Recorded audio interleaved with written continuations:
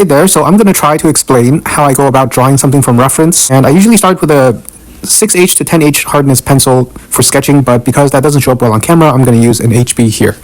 So this is the reference picture I'm using. It's a concept art by the South Korean artist Kim Hyung-tae, and in this case I'm just going to try to draw it as like the reference as I can. The key for me is to do at least 2 layers of sketching, sometimes 3. And on the first layer, I'm just trying to get the directionality and proportions of all of the limbs and body parts. It's really important to practice getting through the entire figure at the rough sketch section without getting stuck on starting to draw eyes or other details and features. Here I'm doing the second layer where I'll start to put in more details. A key aspect of doing the second sketch, other than putting in some more detail, is to fix your mistakes. I see a lot of people doing a sketch, maybe doing a second sketch where they're just tracing over their lines. You really need to find where the proportions are off or where the body parts need to be moved and actually redraw them. There's no need to erase. So here you can see I'm moving the shoulders up a bit and then moving the arms and hands around a little bit, as well as the feet. And also you want to pay attention to the left, right, top, down orientation and symmetricality of the body and clothing.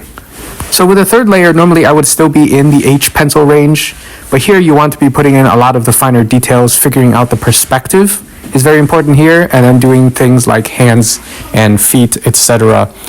With inking here, I'm going to use a 0.6 millimeter micron. It's on the medium to thick side, but because I've been using darker pencils than usual, I'm using a thicker micron ink pen.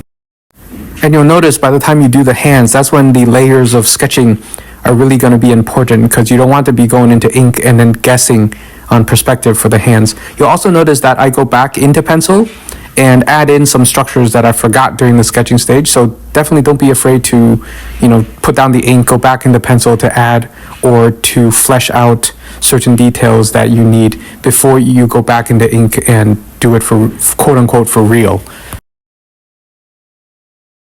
I don't always go back and erase my pencil lines, but if I do, I'll start with a soft kneaded eraser and just give it a fast once over. This will take out most of the graphite without damaging the paper or taking much of the ink out. And then I'll just finish off with a hard eraser on some of the more stubborn areas. If I'm not going to color, I'll just finish off with a very fine micron or a very sharp B pencil.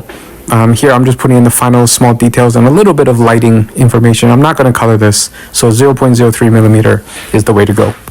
The signatures, however you want to do it, I just bought some fun Chinese stamps that I'm using to kind of play around with my signature, and that'll be it for the piece.